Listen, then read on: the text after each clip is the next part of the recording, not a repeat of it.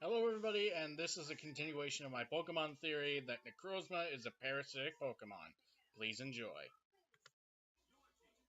Now, the reason I'm continuing that video is because I didn't think I explained what I meant or elaborated on how or why Necrozma really symbiotically bonds to Solgaleo and Lunala. So I think I'll better explain it forward. But before we talk about Necrozma, let's talk about how symbiotes really are in real life. They're usually parasites that connect themselves to a specific organ, tissue, basically something that's a part of a living thing. And usually that involves draining nutrients or, in some cases, literally feeding off the very fabric and cells of the organism. I'll show images. No, myself. Well, anyway, where does Necrozma fit into this? Well, comparing him back to Venom again, when Venom bonds to someone, it's a whole body bonding. There's not really any seams or open areas that he leaves open. He connects to the whole body and most likely integrates himself into it. Now, how does Necrozma do that? Well, that all depends on Lunala and Solgaleo.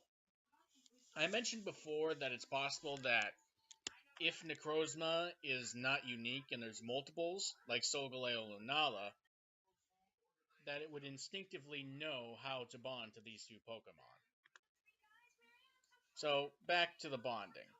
It's most likely that Necrozma bonds to these two Pokemon, in Solgaleo's case at the back, and Lunala's case at the front.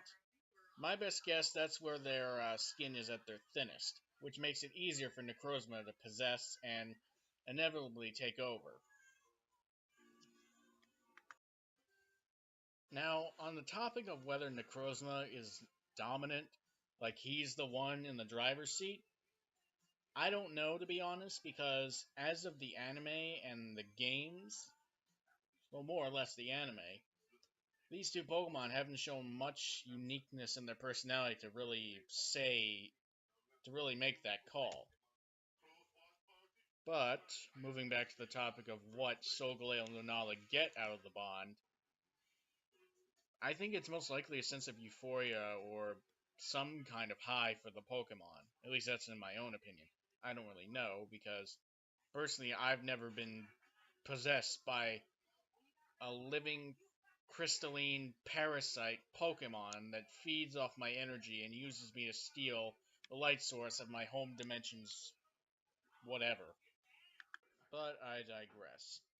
Now, on the topic of why Necrozma would want to bond to Solgaleo Lunala, I mentioned prior in my theory video that it's most likely that he needs them to either hold on to or steal the light from Megaopolis.